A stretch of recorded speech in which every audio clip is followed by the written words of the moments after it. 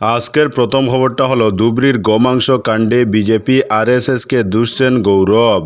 ধুবড়ী শহরে মন্দিরের সামনে গরুর মাংস পাওয়ার ঘটনার জন্য ভারতীয় জনতা পার্টি অর্থাৎ বিজেপি এবং রাষ্ট্রীয় স্বয়ংসেবক সংঘ অর্থাৎ আরএসএসকে দায়ী করে বিস্ফোরক মন্তব্য করেছেন কংগ্রেস সাংসদ এবং অসম প্রদেশ কংগ্রেস কমিটির সভাপতি গৌরব গগৈ।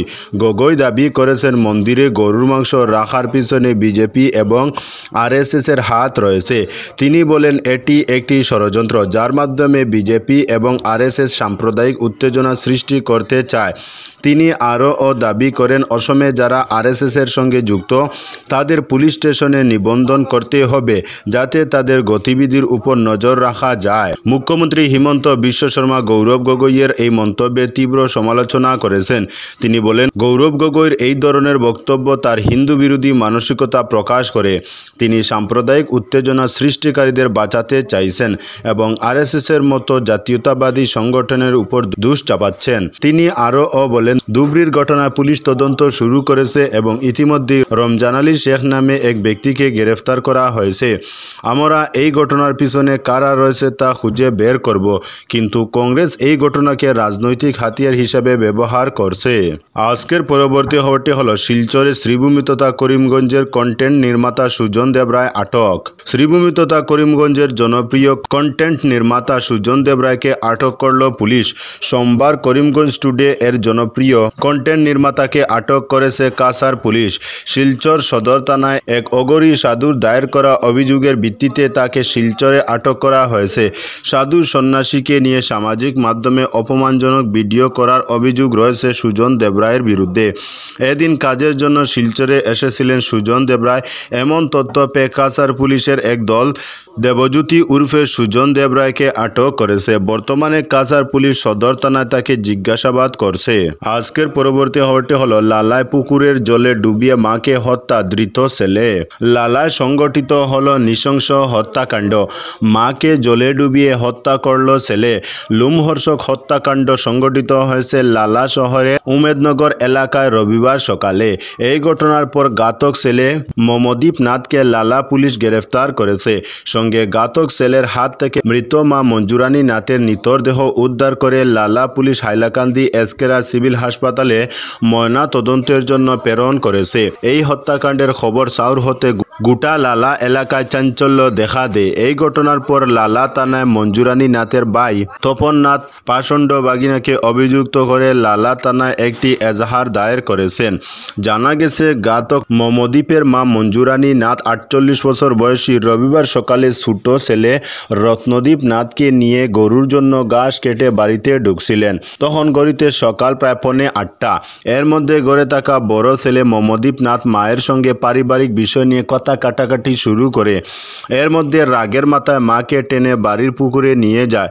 শেষ পর্যন্ত পুকুরে টেনে হেঁচড়ে নামিয়ে কোমর জলের মধ্যে মাকে ডুবিয়ে পা দিয়ে গলায় চাপা মেরে ধরে রাখে। এমতাবস্থায় আবার মাকে মেরে ফেলেছে বলে চিৎকার করছিল। তখন এমতাবস্থা দেখে আশেপাশের লোকজন উদ্ধার করতে আসলে উল্টো ঘাতক ছেলে বলে যারা আসবেন উদ্ধারে তাদেরকে সে একই অবস্থা করবে। তখন এই পরিস্থিতি দেখে ছোট ছেলে দৌড়ে লালায় থাকা মামা তপন নাথকে ডেকে আনতে যায়। এর মধ্যে পাশের বাড়ি থেকে মোবাইলে মামার কাছে কল যায় এই ঘটনার। মামা মোবাইলের মাধ্যমে খবর পেয়ে দ্রুত বোনের বাড়িতে ছুটে আসেন এবং আসার পথে ছোট বাগিনাকে রাস্তা থেকে সঙ্গে করে নিয়ে আসেন। এসে দেখেন পাষণ্ডের মতো জন্মদাত্রী মাকে ঘাতক বাগিনা জলের তলায় গলায় পা দিয়ে দাঁড়িয়ে রয়েছে। এমতাবস্থা দেখে সঙ্গে সঙ্গে লালা পুলিশে খবর দেওয়া হয়। খবর পেয়ে লালা থানার ওসি রাজেন রংমাই দলবল নিয়ে দ্রুত ছুটে যায় ঘটনাস্থলে। পুলিশ দেখেও কোনো অভয় পায়নি ঘাতক ছেলে। শেষ পর্যন্ত জলে নেমে ঘাতক ছেলেকে পুলিশ সহযোগে অন্যান্যরা রশি দিয়ে বেঁধে উপরে নিয়ে আসেন। এর সঙ্গে ঘাতক ছেলের হাত থেকে জলের তলা থেকে মঞ্জুরানী নাথের দেহ উদ্ধার করে দ্রুত লালা প্রাথমিক স্বাস্থ্য কেন্দ্রে নিয়ে যাওয়া হয়। সেখানে কর্তব্যরত চিকিৎসক মঞ্জুরানীকে মৃত বলে ঘোষণা করেন। এরপর সেখান থেকে ময়নাতদন্তের জন্য মৃতদেহ নিয়ে যাওয়া হয় হাইলাকান্দি সিভিল হাসপাতালে। এই লোমহর্ষক হত্যাকাণ্ডকে ঘিরে লালায় চাঞ্চল্য পরিস্থিতি দেখা দেয়। উল্লেখ্য, স্থানীয় সূত্রে জানা গেছে গত 2-4 দিন থেকে ঘাতক ছেলে মমদীপ নাথ একটু আবুল তাবুল করছিল। আর যেভাবে জন্মদাত্রী মা ছেলের হাতে নির্মমভাবে প্রাণ হারাবেন তা কি তিনি স্বপ্নেও ভাবছিলেন। এদিকে মঞ্জুরানীর স্বামী পুলিশকর্মী মানিক কুমার নাথ আজ থেকে 3 মাস আগে মারা যান। এদিকে ঘাতক ছেলে লালা থানার লকআপে রয়েছে। আজকের পরবর্তী খবরটি হলো সোনিয়া গান্ধী ফের হাসপাতালে। কংগ্রেসের সংসদীয় দলের প্রধান সোনিয়া গান্ধী পেটের সমস্যা নিয়ে দিল্লির একটি হাসপাতালে ভর্তি হয়েছেন। গত সোমবার রাতে তিনি স্যার গঙ্গারাম হাসপাতালের গ্যাস্ট্রোএন্টারোলজি বিভাগে ভর্তি হন। এর আগে গত 7 জুন রাজ্যসভার সদস্য সোনিয়া হিমাচল প্রদেশের সিমলা ইন্দিরা গান্ধী মেডিকেল কলেজ ও হাসপাতালে ভর্তি হয়েছিলেন।